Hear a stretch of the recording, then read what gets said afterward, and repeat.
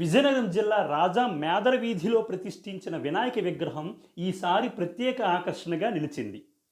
Vinayaka Chavithi సందర్భముగా committee యువకులు 5,000 కుందన్స్తో విల్లు ఎక్కు పెడుతున్న ఆకృతిలో గణపతిని రూపొందించారు.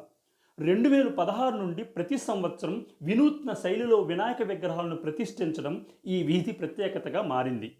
ఇప్పటి వరకు చాక్లెట్లతో వినాయకుడు, ముత్యాలతో వినాయకుడు, షాంపూలతో వినాయకుడు, తాటి కొమ్మలతో వినాయకుడు, బాహుబలి వినాయకుడు వంటి విభిన్న రూపాలలో విగ్రహాలను తయారు చేశామని కమిటీ సభ్యులు లోకల్ 18కు తెలియజేశారు. ఈసారి కుందన్స్ వినాయకుడి ప్రతిష్ఠ భక్తులను విశేషంగా ఆకట్టుకుంటోంది. 2 నెలల పాటు కష్టపడి రూపొందించిన ఈ విగ్రహాన్ని చూసేందుకు అధిక సంఖ్యలో ప్రజలు తరలివస్తున్నారు.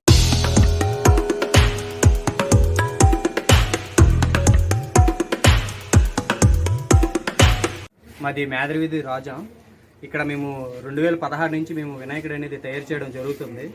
స్టార్టింగ్ నుంచి చాక్లెట్ వినాయకుడని, ముత్యాల వినాయకుడని, ఓం వినాయకుడని, షాంపుల్ వినాయకుడని, బాహుబలి వినాయకుడని, ఇలా తాటి కొమ్మలతో ఇక్కడ చాలా రకాల వినాయకులు చేసాం. ఈ 2025లో కుందన్స్తో చేసామండి. ఈ సంవత్సరం వినాయకుడు చాలా బాగా వచ్చింది, చాలా మంది మెచ్చుకుంటున్నారు కూడా. అలాగే ఈ వినాయకుడికి ఒక 5,100 కుందన్స్ అనేవి పట్టేయండి మొత్తం తయారు చేయడానికి. ఇంచుమించు ఒక 20,000 వరకు మాకు ఖర్చు అయ్యింది. అలాగే వీధిలో వాళ్ళు కూడా చాలా బాగా సహకరించారు మాకు. అలాగే ఇక్కడ మేదర వీధి కులం తరపున కూడా మాకు చాలా వరకు అమౌంట్ అనేది అందింది. అలాగే ఈ 9 రోజులు ఉంచబడుతుంది ఈ వినాయకుడు, 9 నవరాత్రులు. అలాగే ఈ నవరాత్రుల మధ్యలోనే మేము అన్నదానం అనేది నిర్వహించాలనుకుంటున్నాం చాలా వరకు. సో దానికి చాలామంది సహకరించారు వీధిలో వాళ్ళు.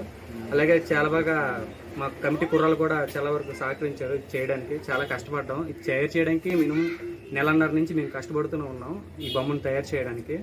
అంటే ఇక్కడ మీరే ఓన్గా తయారు చేస్తారా, ఇంకెవరైనా? ఓన్గా ఇక్కడ మేమే ఓన్గా తయారు చేసుకున్నాం. ప్రతి సంవత్సరం 2016 నుంచి కూడా మా చేతుల మీదుగా మేము ఓన్ క్రియేటివిటీ ఇదంతా మా ఓన్ క్రియేటివిటీ.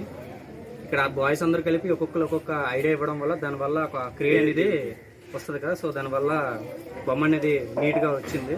మీరు కూడా చూస్తున్నారు కదా, చాలా బాగా వచ్చింది బొమ్మ. సో ఇంతకు ముందు కూడా చాలా న్యూస్ ఛానల్స్ కూడా వచ్చాయి, కవర్ చేసుకుని వెళ్ళారు. అలాగే చాలా బాగా వచ్చిందన్నారు. భక్తులు ఫోటోలు, సెల్ఫీలు తీసుకుంటూ గణపతిని దర్శించుకుంటున్నారు. 9 రోజుల పాటు ప్రత్యేక పూజలు, సాంస్కృతిక కార్యక్రమాలు, అన్నదానాలు నిర్వహించనున్నట్లు నిర్వాహకులు తెలిపారు. రాత్రి వేళల్లో మండపం రంగురంగుల లైట్లతో మరింత ఆకర్షణీయంగా మెరిసిపోతోంది.